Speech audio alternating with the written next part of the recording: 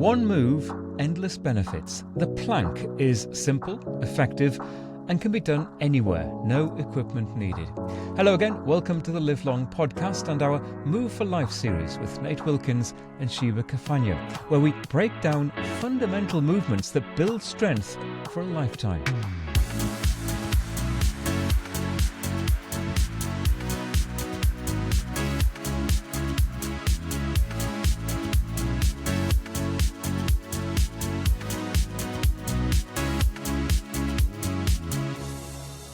Well, plank is a total body movement where your body is engaged. Now, you can do a plank if you're a beginner on a wall, just as we've demonstrated with a push-up, and you can work your way down. If you want to start on the floor, I would suggest you align your arms, but you start on your knees if you're a very beginner.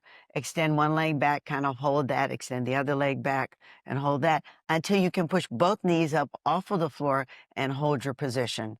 And with that, there are many different types of planks, high planks, low planks, diamond planks, side planks, depending on your ability to move forward. But again, these are very difficult exercises. I think if most of us start with, if you're a beginner, you start with just a single plank and you go up and down or maybe chest taps, that's good. But the other ones are quite advanced and could lead to injury without proper supervision. It's a simple exercise, but it's powerful in the way that you do it because it engages. Somebody said it was probably the most complete exercise we could do because it engages so much. It engages the core we spoke about already, the glutes, the legs. If done properly, the tummy is drawn into the spine to support your lower back. It's upper body, it's chest, it's everything. And just to recap then, what is our ultimate goal with the plank? What are we trying to achieve with our body? Overall muscle strength, overall strength in your body, a good feeling in your mind, that you feel good when you move forward. You don't feel frail. You don't feel like you're going to fall over. That combined with all of the other things we've talked about, agility, balance, all of that goes into having you move with a better health span for a longer period of time. What we're doing is trying to teach our bodies to be stronger and to be stable, just to be able to hold on. If, say for example, if we were to make a movement that we're not used to, we're able to brace for that, and it just allows us to prepare for that. And you say about feeling good. I think after a plank, a successful plank, whether it's just been 10 seconds, 30 seconds or a minute, that feel-good factor hits you immediately. There is a glow that you get after achieving a relatively simple posture in terms of doing the plank, but the feel-good factor is quite high. Yeah, we all love to feel good and have successes. You can't be successful unless you understand what it's like to fail. And so after you've reached that point of plateau and you're able to do this over and over again and you do it longer, you feel like you're really getting somewhere. It's not that you have to have the weights. Again, I'm a big proponent of moving body weight. So at 130 pounds, I'm not going to lift anything heavier than that ever. So that wonderful feeling and your endorphins are released. And if you're in a class, you can do it as well as everyone, or you use them to gauge, or as well as the instructor. And I mentioned the different time scales. You might be a 10-second person, 30 seconds, a minute or more. I guess the main advice is you start with a short period of time and you work slowly up and you don't push yourself too far. I would agree with that. I think that we've had that debate.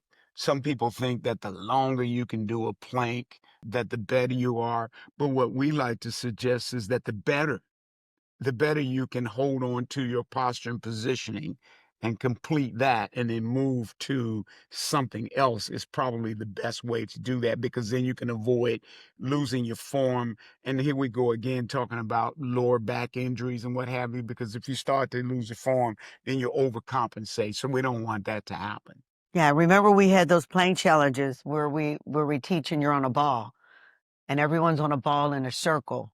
And so there's mental tenacity in that too, because you're all facing each other. But the energy is phenomenal to see who can hold the ball over the ball the longest, which is a very difficult plank, to balance on the ball and hold that and then raise a leg up, the other one raise a leg up. Remember, we have people that could do it. I think we've done 6-minute planks. Is there a best way to incorporate planks into your daily routine. So I'm thinking of all the other, the walking that you might do during your day, the other exercises that are must-dos for you.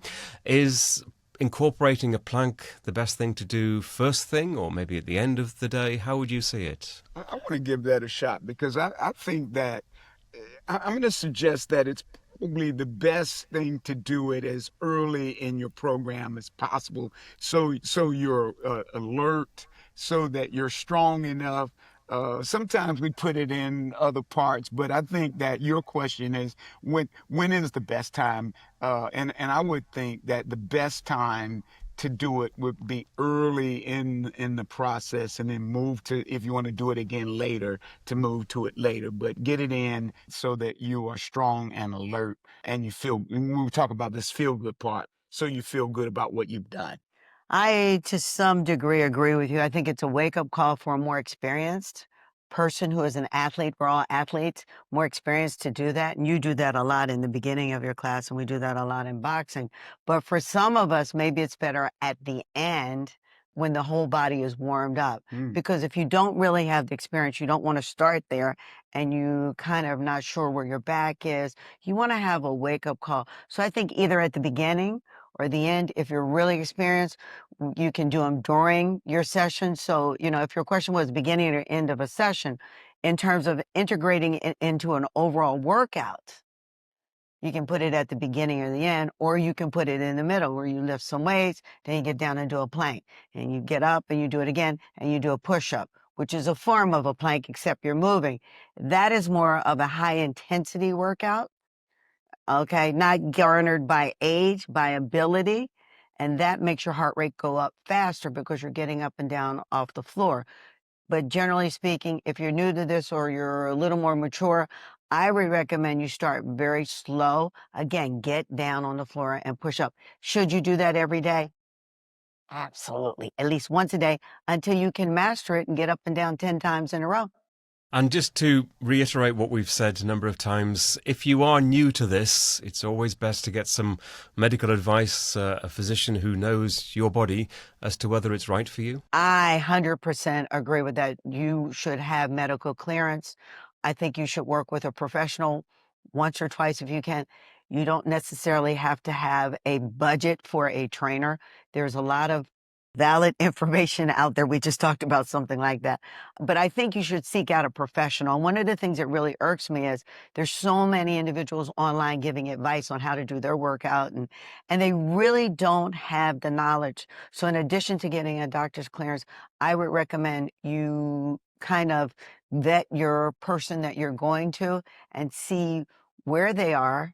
And also, if you're older, my personal recommendation is you want to look for someone to at least give you that advice that is in the same age group. Now, Nate and I can both do things as well as a 30-year-old. No problem. Maybe a little bit slower. So we can do that. But in the long run, what you really want to do is work with someone who can work with you, not just look at that ideal. And we've talked about this over and over in the podcast, that beach body image. A younger person will not be able to understand and feel the effects of aging. It's not a good thing, not a bad thing. It's something to consider. Well, that one doctor said, well, you can't teach experience. You can't teach experience, right? The plank builds total body stability, strengthening your core, shoulders, back and glutes. It improves posture, enhances balance and supports every other move you make, keeping you steady and strong for life. The Live Long podcast is a Healthspan media production. I'm Peter Bowes. You can contact me through our website, livelongpodcast.com, where you'll also find show notes. This podcast is for informational, educational and entertainment purposes only. We do not offer medical advice. If you have health concerns of any kind, or you are considering adopting a new diet or exercise regime, you should first consult your doctor.